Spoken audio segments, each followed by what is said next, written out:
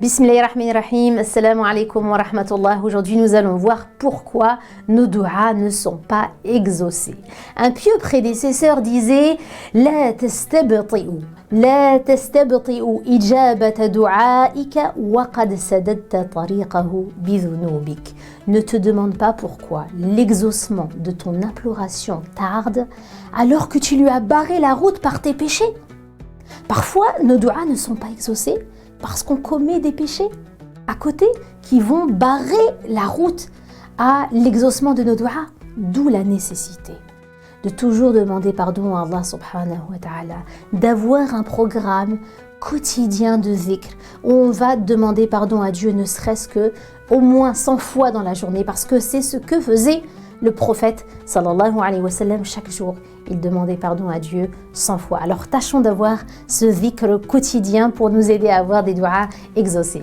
Par ailleurs, Sa'd ibn Abi Waqqas radiyallahu anhu avait dit au prophète sallallahu alayhi wa sallam Ya Rasulallah, ud'u Allah an yaj'alani mustajab ad-da'wa. Il dit invoque Allah pour qu'il fasse de moi une personne dont les du'as sont exaucés. Et que lui répond le prophète sallallahu alayhi wa sallam? Il lui dit Ya Sa'd, atib mat'amak takum mustajab ad-da'wa. Il dit nourris-toi de choses pures, de choses licites, et tu seras une personne dont les du'as sont exaucés. Donc il lui dit que quand une personne fait pénétrer quelque chose de haram dans sa bouche, son œuvre n'est pas acceptée par Allah subhanahu wa ta'ala pendant 40 jours. D'autres explications aussi au fait que nos du'as sont parfois pas exaucés.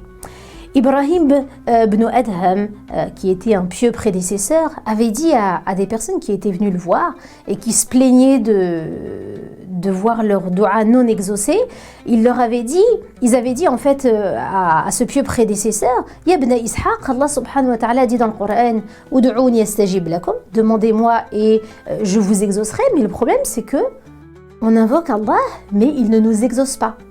Alors il leur dit, Subhanallah, Allah ne vous exauce pas parce que vos cœurs sont morts.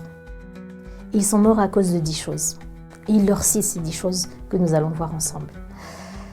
Il dit Araftumullah wa lam tu'addu haqqah. Vous connaissez Allah, mais vous ne lui avez pas donné son haqq. Vous ne lui avez pas donné son droit. Et nous aussi, on connaît Dieu, on sait exactement ce qu'il attend de nous. Et pourtant, on néglige certains de nos devoirs. Deuxième chose, il dit Qara'tumul Qur'an wa lam ta'malu bih. Vous avez lu le Coran, mais vous ne l'avez pas mis en application. Et nous sommes de plus en plus nombreux à apprendre le Coran sans pour autant le mettre en application. Or, c'est la chose la plus importante. Ensuite, il dit Wa za'amtum hubba nabiyyikum wa taraktum sunnati. Et vous avez prétendu aussi que vous aimiez le prophète sallallahu alayhi wa sallam. Or, vous avez délaissé sa sunna. وَقُلْتُمْ إِنَّ الشَّيْطَانَ لَكُمْ عَدُوٌّ وَوَافَقْتُمُوهُ. Et vous avez dit que Shaitan était votre ennemi, mais vous l'avez suivi. Subhanallah. وَقُلْتُمْ إِنَّكُمْ مُشْتَاقُونَ إِلَى الْجَنَّةِ وَلَمْ تَعْمَلُوا لَهَا. Et vous avez dit que le paradis vous manquait, mais vous n'avez pas œuvré pour pouvoir y aller. وَقُلْتُمْ إِنَّكُمْ تَخَافُونَ النَّارَ. Vous avez dit que vous aviez peur de l'enfer, mais vous ne vous en êtes pas éloigné.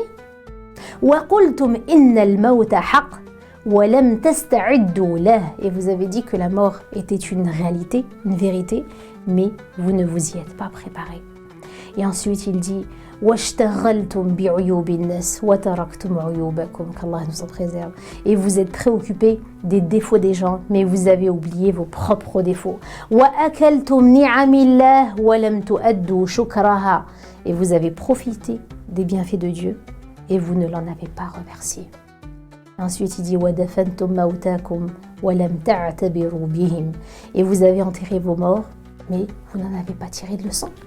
فَكَيْفَ يُسْتَجَابُ لَكُمْ. Comment voulez-vous être exaucé? Comment est-ce qu'on veut être exaucé, mes frères et sœurs, si on apprend le Coran sans profondeur, qu'on ne le met pas en application? Pareil, on dit que Shaitan est notre ennemi, mais au fond, c'est vrai qu'on le suit. On remet sans cesse la faute sur Shaitan quand on fait quelque chose de pas bien. Mais le jour du jugement, vous savez, il dira « Inna Allah wa'adakum wa'ada al-haq wa wa'adtukum fa akhlaftukum » Il dit, Allah subhanahu wa ta'ala vous a fait une promesse de vérité, alors que moi je vous ai fait une fausse promesse, une promesse que j'ai pas tenue. وَمَا كَانَ لِي, il dit, je n'ai pas وَمَا كَانَ لِي عَلَيْكُمْ إِلَّا أَنْ دَعَوْتُكُمْ فَاسْتَجَبْتُ لِي. Il dit, j'avais aucun pouvoir sur vous en fait. C'est juste que moi je vous ai appelé et vous m'avez répondu. فَلَا تَلُومُونِي وَلُومُوا أَنفُسَكُمْ. Alors ne me faites pas de reproches, mais faites des reproches à vous-même. Pareil, on veut le paradis, mais que faisons-nous chaque jour dans notre quotidien pour pouvoir y aller concrètement, à part nos 5 prières, Cette vie d'ici-bas est une vie de amal, c'est une vie d'action. C'est là qu'il faut préparer l'au-delà. Et l'au-delà se prépare dès maintenant. Alors il faut investir pour l'au-delà. Aujourd'hui, tout le monde cherche à investir pour la vie d'ici-bas, alors qu'on sait que cette vie est éphémère. Et on néglige, malheureusement, l'investissement pour la vie éternelle. Donc c'est maintenant qu'il faut œuvrer. C'est maintenant qu'il faut se réformer, qu'il faut travailler sur notre comportement à l'image de notre prophète sallallahu alayhi wa sallam, parce qu'effectivement, il n'a été envoyé que pour parfaire le bon comportement. Donc, travaillons sur nous, travaillons sur nos défauts. Chaque fois, on essaie de travailler sur un défaut. Si on arrive à travailler sur un de nos défauts, ne serait-ce qu'un défaut dans l'année, on va avancer avec le temps et on va se réformer. Et Allah ne change pas un peuple tant qu'il ne sait pas changer lui-même. Barakallahu fikum. Wassalamu alaikum wa rahmatullah.